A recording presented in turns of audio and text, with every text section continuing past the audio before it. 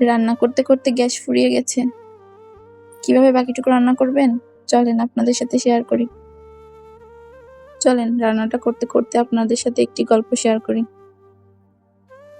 আপনাদের সাথে আজকে একটি জঘন্য নারীর গল্প শেয়ার করব। তারপর হয়তো আপনাদের সবারই মেয়েটার প্রতি অনেক ঘৃণা করবে, যেমন আমার করেছিল। কিন্তু একটা কথা ভেবেই আমি গল্পটা আপনাদের মাঝে শেয়ার করতেছি, যেন কোনো মা বোন আর এই ভুলটি না করে। আমার নাম নূরজাহান। সবার সম্মতিতেই আমার বিয়েটি হয়েছিল। আমার বিয়েটি ঠিক করেছিল আমার নিজেরই চাচা। বিয়েতে সবাই খুশি ছিল, আমিও অনেক খুশি ছিলাম। আমার হাজবেন্ডের অনেক বড় ব্যবসা, তার বাজারে 4-5টা কাপড়ের দোকান আছে। বিয়ের পর আমি অনেক সুখে ছিলাম। আমার শ্বশুর শাশুড়ি সবাই আমাকে নিজের মেয়ের মতো ভালোবাসতো। আমার একটি ননদ আছে, আমার 3 বছরের ছোট। আর আমার দেওর সে প্রবাসী থাকে। আমার হাজবেন্ড আমাকে বেশি সময় দিতে পারতো না, সে তার কাজ নিয়ে বেশিরভাগ সময়ই ব্যস্ত থাকতো। এজন্য সে আমাকে একটি অ্যান্ড্রয়েড ফোন কিনে দেয় এবং ফেসবুকে একটি আইডি খুলে দেয়।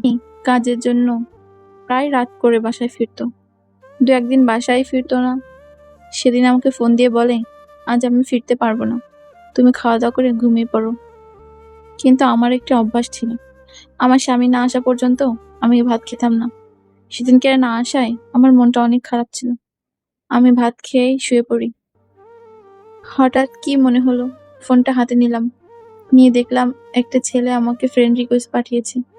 ছেলেটি ছিল অসম্ভব সুন্দর, যা বলার ভাষা নেই। তার পরিপাটি আর স্নিগ্ধতা আমাকে তার প্রতি আকৃষ্ট করে। আমাদের সাথে কথা বলা থেকে প্রেম, প্রেম থেকে ভালোবাসা শুরু হয়। সে প্রতিনিয়ত আমাকে ফোন করতো, মেসেজ দিত। সে আমার সাথে কথা না বলে থাকতেই পারতো না। মাঝে মাঝে আমি ভাবতাম, সে আমাকে এত ভালোবাসে, অসম্ভব রকম ভালোবাসতো সে আমাকে। কথায় পাগল হয়ে আমিও তাকে ভালোবেসে ফেলি। সে এমন একটি ভাব দেখাতো আমার সাথে, যে পৃথিবীতে সে একমাত্র শুধু আমাকেই ভালোবাসে। করলাম এই কথাটি কেউ জানে না, আমি শুধু ওই ছেলেটিকে জানালাম। জানানোর পর সে আমাকে একটা কথাই বলল, যে বাচ্চাটা নিয়ে চলে আসো। তখন আমি ভাবলাম যে একজনের বাচ্চা আমি একজনকে কিভাবে দিব। তার কিছুদিন পরেই আমার শাশুড়ি টের পেয়ে গেল। হঠাৎ একদিন বমি করতে দেখে সে আমাকে ডাক্তারের কাছে নিয়ে গেল, আর ডাক্তার তখনই বলে দিল যে আমি প্রেগনেন্ট। পর আমার বাসার সবাই অনেক খুশি ছিল, বিশেষ করে আমার হাজবেন্ড অনেক বেশি খুশি ছিল, বংশের প্রথম সন্তান। কিন্তু মনে মনে তো আমি জানতাম যে বাচ্চাটিকে আমি পৃথিবীতে আনবো না। আমি আমার বয়ফ্রেন্ডকে কল করে বললাম যে আমি বাচ্চাটা রাখতে পারবো না, তুমি একটি ব্যবস্থা করো। সে আমাকে বলল, তুমি ফোনটি রাখো, আমি কিছুক্ষণ পর তোমাকে কল করতেছি। সে আমাকে কল করলো, একটি ওষুধের নাম বলে দিল। আমি বোরকা পরে পুরোটা ঢেকে ফার্মেসি থেকে নিজেই ওষুধটি আনলাম। খাওয়ার পর আমার বাচ্চাটা নষ্ট হয়ে গেল। সেদিন সবাই অনেক কান্না করেছিল, বিশেষ করে আমার স্বামী। ওই দিনটার কথা আমি কখনোই ভুলতে পারবো না। সে উঠানের মাঝখানে বসে কপাল চাপড়ে চাপড়ে কান্না করতেছিল।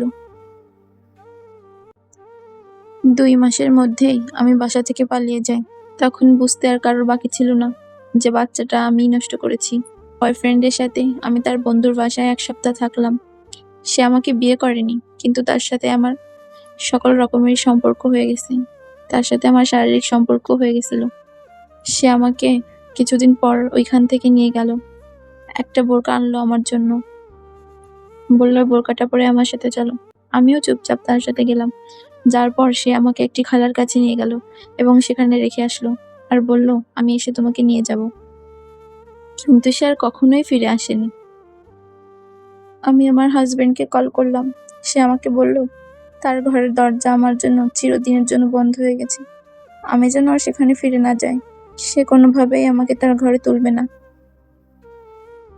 আমি আমার বাবার কাছে কল করলাম। আমার বাবা মাও আমাকে বলল আমি যদি বাড়ি ফিরে যাই তাহলে তারা আত্মহত্যা করবে। নিরুপায় হয়ে আমি আর কাউকেই ফোন দিলাম না, ওখানেই থেকে গেলাম। জানেন, ওইখানের ওই খালাটা না আমাকে প্রচুর মেরেছিল। আমি 2-3 দিন বিছানা থেকে উঠতে পারিনি। যখন জানলাম যে কেউ আমাকে আর নিতে চায় না, আমার হাজবেন্ডও আমার দিক থেকে, তখন আমার শুধু একটা কথাই মনে আসতেছিল, ওই অবশিষ্টটি যাকে আমি দুনিয়া থেকে আসতে দেয়নি। এই জন্য হয়তো আল্লাহ আমাকে এরকম শাস্তি দিয়েছে। আমার হাজবেন্ড এখন অনেক সুখে আছে। সে একটি বিয়ে করেছে। তার ঘরে একটি ফুটফুটে কন্যা সন্তানও আছে। দোয়া করি সে অনেক ভালো থাক। তাকে আমি অনেক কষ্ট দিয়েছি। সবাইকে আমি একটা কথাই বলতে চাই, আমার মতো ভুল যেন কোনো মেয়ে আর না করে জীবনে। সত্যি কথা বলতে কি, বিয়ের পর স্বামী ছাড়া আর কেউ আপন হয় না। আর যদি আপনাকে কোনো অবিবাহিত ছেলে ভালোবাসে, ওটা কোনো ভালোবাসা না। একটা বিবাহিত মেয়েকে কখনো একটি অবিবাহিত ছেলে ভালোবাসতে পারে না। আসে তাদের শারীরিক চাহিদা মেটানোর জন্য। এই ভুলটা কেউ করবেন না আমার মতো। আমি যে ভুল করেছি তা আমি সারা জীবন পস্তাবো। এই গল্পটি শুনে যদি মনে করেন কোনো শিক্ষণীয় বিষয় রয়েছে, তাহলে গল্পটি শেয়ার করে সবাইকে জানিয়ে দিবেন। সবাই ভালো থাকবেন। গল্প বলতে বলতে আমার রান্নাটাও কমপ্লিট হয়ে গেছে। দেখেন আমার তরকারিটা কত সুন্দর পারফেক্ট হয়েছে, আর এত টেস্ট হয়েছে খাবারটা, কি বলবো। এটা যে রাইস কুকারে রান্না কিছুতেই বোঝা যাচ্ছে না, আর চুলার থেকে মনে হচ্ছে এই রান্নাটা আরো বেশি মজা হয়েছে খেতে।